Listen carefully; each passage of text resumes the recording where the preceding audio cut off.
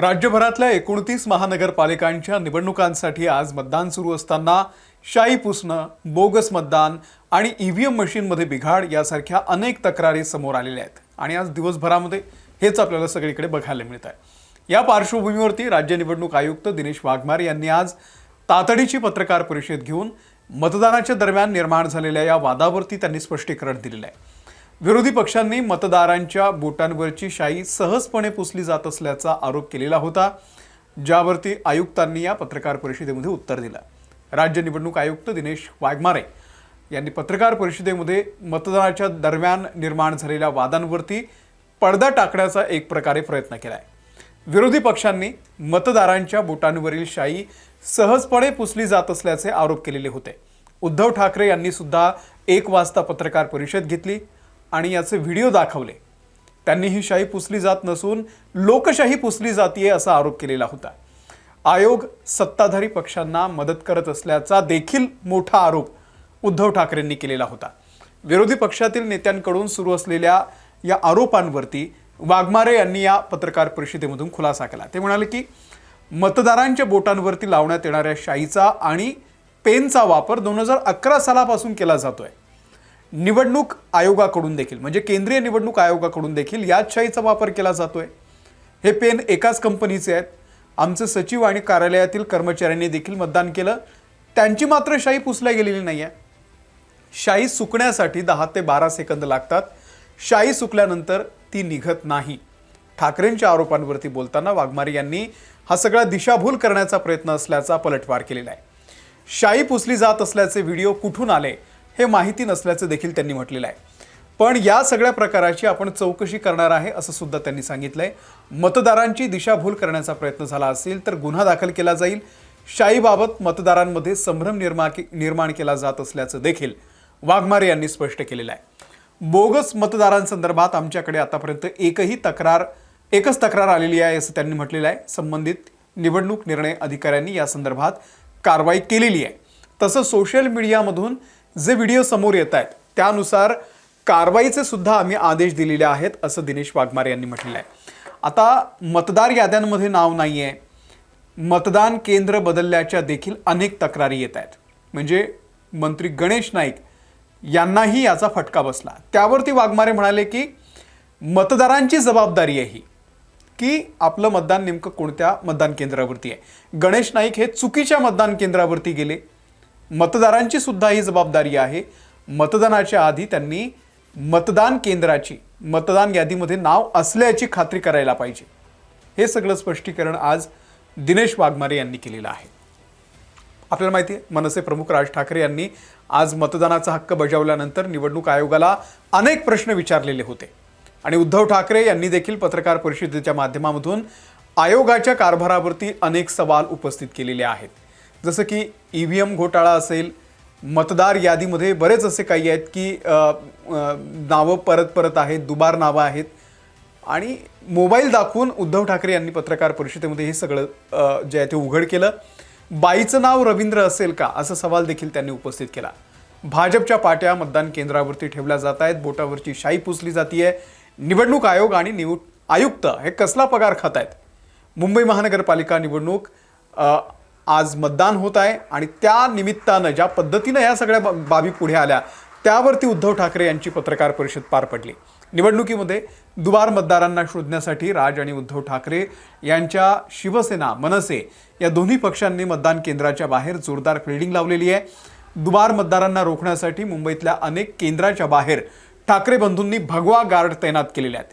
आता भगवा गार्डची ही जी फौज आहे ती दुबार मतदारांवरती डोळ्यात तेल घालून त्यांचं लक्ष आहे।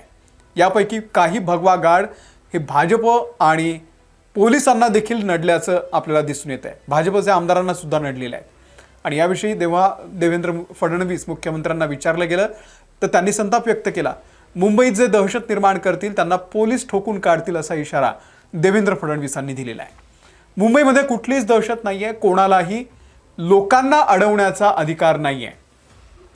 ते दुबार मतदानाचा आरोप करतायत, त्यांच्याजवळ काय पुरावे आहेत, त्यांना या संदर्भात काय माहिती आहे? दुबार मतदार शोधणं हे निवडणूक आयोगाचं काम आहे आणि त्यासाठी मारामाऱ्या करणं ही दहशत निर्माण करणं ही कोणती पद्धत आहे? मतदान कमी झालं पाहिजे यासाठी हे सगळे प्रयत्न सुरू आहे, असा आरोप दुसरीकडे देवेंद्र फडणवीस यांनी केलेला आहे. संजय राऊत यांनी सुद्धा आज माध्यमांशी बोलताना या सगळ्या परिस्थितीवरती चिंता व्यक्त केली. सध्याची राजकीय परिस्थितीवरती त्यांनी गंभीर आरोप केलेले आहेत. त्यांनी भाजपचे नेते गणेश नाईक यांच्या हवाल्यात म्हटलेलं आहे की हरामाचा पैसा वाटला जातोय. राऊत यांच्या म्हणण्यानुसार हा पैसा आता वाटलाही जात आहे आणि आपापसात लुटलाही जातोय. त्यांनी महायुतीमध्ये शिंदे गट आणि भारतीय जनता पक्षाच्या कार्यकर्त्यांमध्ये मारामारी होत असल्याचं देखील चित्र सांगितलेलं आहे. यासोबतच अजित पवार भारतीय जनता पक्षाचा 40,000 कोटी रुपयांचा भ्रष्टाचार बाहेर काढत आहेत, तर देवेंद्र फडणवीस अजित पवारांचे घोटाळे समोर आणत आहेत, असंही राऊत यांनी आज माध्यमांशी बोलताना नमूद केलं आहे. आणि अशा प्रकारे महाराष्ट्रामध्ये एक प्रकारची अनागोंदी आहे, अराजक आहे, बेबंदशाही माजलेली आहे, असं राऊत यांनी दावा केलेला आहे. सत्तेतील तिन्ही पक्ष हे पैशासाठी एकत्र आलेले आहेत. त्यांना मुंबई आणि मराठी माणसाचं काहीही पडलेलं नाहीये आणि म्हणूनच उद्धव ठाकरे आणि राज ठाकरे यांनी एकत्र येऊन मराठी मनाला साथ घातलेली आहे. मतदानाच्या दरम्यान संभाव्य बोगस मतदानाला सामोरं जाण्यासाठी भगवा स्क्वॉड आम्ही सज्ज केलंय, असं त्या ठिकाणी संजय राऊत यांनी स्पष्ट केलं. आता ओमप्रकाश दिवटे आहेत, अतिरिक्त आयुक्त आहेत पुणे महानगरपालिकेचे. त्यांनी असं म्हटलंय की शाई पुसली जाण्याच्या सोशल मीडियावरती ज्या गोष्टी दिसत आहेत त्या संदर्भात आमच्याकडे कुठलीही तक्रार आलेली नाही आहे. इकडे नाशिक शहरामध्ये सुद्धा प्रभाग क्रमांक 21 मध्ये भाजपचे उमेदवार नितीन खोले यांच्या घरावरती हल्ला झाल्याची माहिती आहे. तर सगळीकडे वेगवेगळे प्रकार घडत आहेत. शिंदे गटाच्या शिवसेनेच्या कार्यकर्त्यांनी नितीन खोले हे पैसे वाटप करत असल्याचा आरोप करत त्यांच्या घरावरती धाव घेतली आणि त्या ठिकाणी हल्लाबोल केलेला आहे. आता दुसरीकडे धुळ्यामध्ये प्रभाग क्रमांक 18 मध्ये एका मतदान केंद्रावरती फार गंभीर प्रकार घडला. काय घडलं तर मिरच्या मारुती नावाचं एक प्राथमिक विद्या मंदिर आहे, शाळा आहे. त्या ठिकाणी जे मतदान केंद्र आहे त्यामध्ये खोली क्रमांक 1 मध्ये ईव्हीएम मशीनची तोडफोड करण्यात आली, हा आरोप आहे त्या ठिकाणी. आणि शिवसेना शिंदे गटाचे जिल्हा प्रमुख सतीश महाले यांनी हा आरोप केलेला आहे की भाजपच्या काही कार्यकर्त्यांनी खोली क्रमांक 1 मध्ये त्या ठिकाणी जाऊन धमक्या दिल्या, शिवीगाळ केली आणि मतदान यंत्रांची तोडफोड केली. या घटनेनंतर मतदान केंद्रावरती गोंधळ उडाला. मतदान प्रक्रिया काही काळासाठी थांबवण्यात सुद्धा आलेली होती. आता हे इकडे झालं. पुण्यामध्ये सुद्धा असाच प्रकार आहे. प्रभाग क्रमांक 41चे उमेदवार प्रमोद नाना भानगिरे यांनी स्वतः महादेववाडी उंडरीमध्ये या परिसरामध्ये जाऊन खासगी गाडीतून ग्रामीण भागातून काही लोकांना मतदानासाठी आणलं, असा आरोप केलेला आहे. नाना भानगिरे जे आहेत ते शिवसेना पुणे शहर प्रमुख आहेत आणि त्यांनी स्वतः प्रभाग क्रमांक 41 महादेववाडी उंडरी या प्रभागामधील उंडरी चौक येथे बोगस मतदान पकडलेलं आहे. तसंच संबंधितांवरती पोलिसांनी कारवाई करावी त्यांनी मागणी केलेली आहे. सोलापूरमध्ये तर आणखी भयानक प्रकार. प्रभाग क्रमांक 14 मध्ये एमआयएम आणि समाजवादी पक्षामध्ये वाद झाला. एमआयएम कडून बोगस मतदानासाठी कुठून माणसं आणली तर कर्नाटकमधून गाड्या भरून लोक आणल्याचा आरोप समाजवादी पक्षाने केलेला आहे. जवळपास 2000 मतदार हे बोगस मतदानासाठी आणल्याचा समाजवादीकडून आरोप करण्यात आलेला आहे. कुठून? कर्नाटकमधून.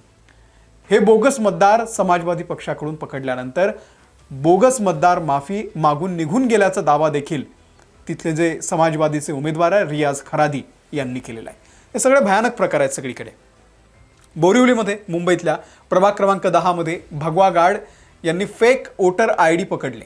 भाजपकडून फेक वोटर आय डी वाटले जात आहेत आणि मतदानासाठी लोकांना आणलं जात आहे. त्याशिवाय भाजपकडून वोटिंग स्लिप दिल्या जात आहेत असा आरोपही भगवा गार्ड यांनी केलेला आहे. त्यावर मतदान केंद्रावरती आक्षेप घेण्यात आला आणि त्यानंतर स्थानिक आमदार मनीषा चौधरी यांच्यासोबत भाजप पदाधिकारी यांच्यासोबत मोठा एक गोंधळ झाला. त्या ठिकाणी पोलिसांनी हस्तक्षेप केला आणि ते सगळं वातावरण शांत करण्याचा प्रयत्न केला.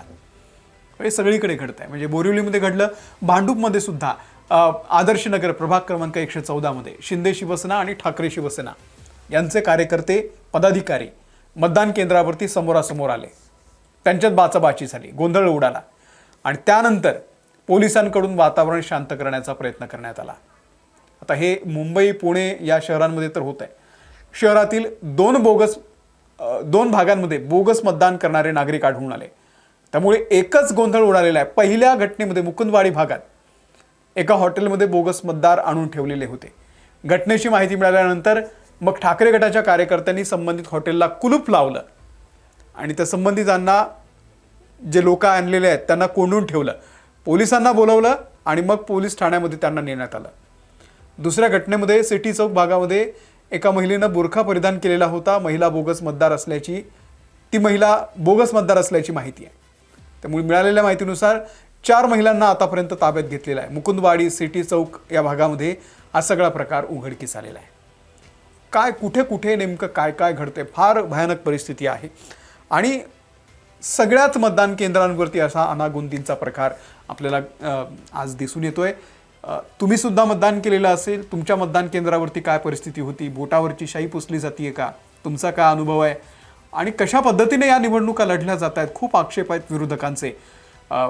सत्ताधाऱ्यांचं असं म्हणणं आहे की उद्या हे हरणार आहेत, त्याची पार्श्वभूमी आज ते तयार करतायत, म्हणजे आजपासून रडायला सुरुवात करतायत, अशा पद्धतीचा आरोप होत आहे.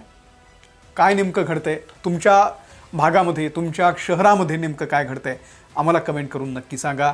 या व्हिडिओमध्ये इथेच थांबतोय. अपडेट तुम्हाला महाराष्ट्र टाइम्सच्या यूट्यूब चॅनलवरती आणि वेबसाईटवरती मिळतील. धन्यवाद.